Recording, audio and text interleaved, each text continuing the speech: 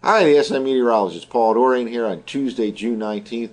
Well, hot air is about to flood into the northeastern part of the country.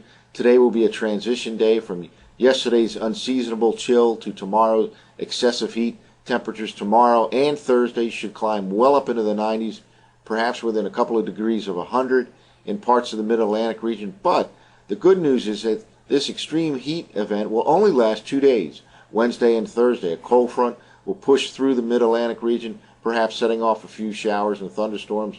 And by the weekend, we'll be back to more seasonable temperatures with lowering humidity values. Let's take a look at the latest surface map. And here's the front end of that warm or very hot air mass here. This is a warm front cutting through central Pennsylvania. High pressure is now setting up off the East Coast, and a broad southwesterly flow of air on the backside of that high is pushing the hot air today into the Midwest and tomorrow into the mid-Atlantic region.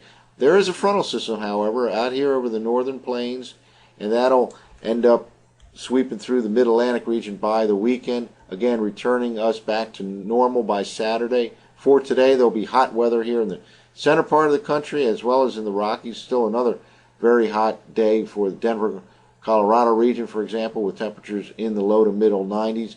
That heat will not move into the mid-Atlantic region today, but will definitely be noticeable tomorrow and Thursday as well. Meanwhile, some cool and breezy and cloudy conditions continue right along the west coast.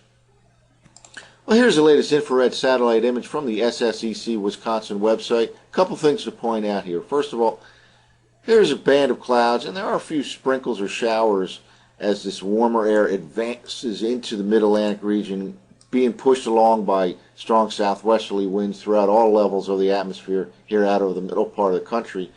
Again, these showers and clouds in the morning will give way to some afternoon sunshine. It'll be warmer and more humid today in the mid-Atlantic region, but the real hot weather will come in on Wednesday and continue on the day Thursday.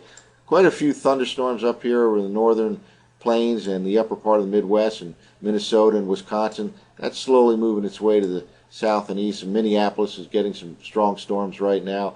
But here's another area of interest right here. Down over the Caribbean, we have this band of showers and thunderstorms, and we talked about the possibility of some tropical storm development over the Gulf of Mexico later this week, and here's the area to watch. This will spill over into the Gulf of Mexico, and we'll have to watch to see if it actually becomes a named tropical system. It very well could over the next few days, and I believe it would be called Christopher.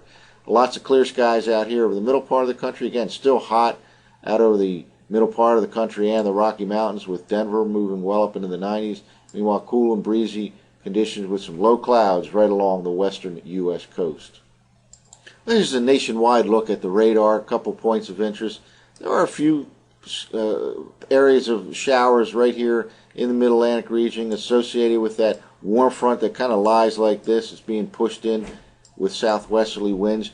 These clouds, these morning clouds and morning showers in the mid-Atlantic will kind of give way to some partial sunshine this afternoon. Definitely warmer and more humid by the afternoon with some clearing. Here's that band of heavy storms up over Wisconsin and Minnesota, slowly moving to the south and east towards the state of Michigan. Dry throughout much of the rest of the country, and again, we'll start to pay more attention down over the Caribbean and into the Gulf of Mexico over the next few days. Here's a close-up view of the radar in the mid-Atlantic region. This is a radar loop, and again, there's kind of a band of showers, a scattered band of showers associated with this warmer air as it moves into the mid-Atlantic region. It's actually driving, some of these showers are driving down to the south and east.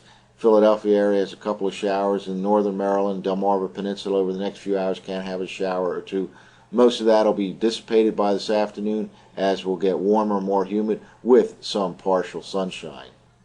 Well, I thought we'd take a look at one GFS map. This is for tomorrow afternoon from the Global Forecast System computer forecast model. This is from last night's 0Z run. A couple things I want to point out. First of all, the GFS model is dumping quite a bit of precipitation here in the western part of Cuba and southern part of Florida.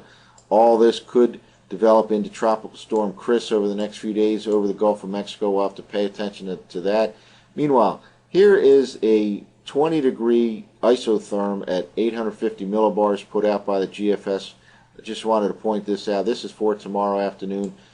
The 850 is in the lower part of the atmosphere. When you see a 20-degree isotherm, you're talking hot weather, and that will be the case tomorrow afternoon as well as Thursday here in the Mid-Atlantic region, with temperatures soaring well up into the 90s. But again, it's only a 2-day event. We'll get much closer to 90 degrees on Friday as a cold front moves through, and then primarily in the 80s in the Mid-Atlantic region over the upcoming weekend. Well, for the SIweather.com, that's it for now. I'm the SI meteorologist, Paul Dorian.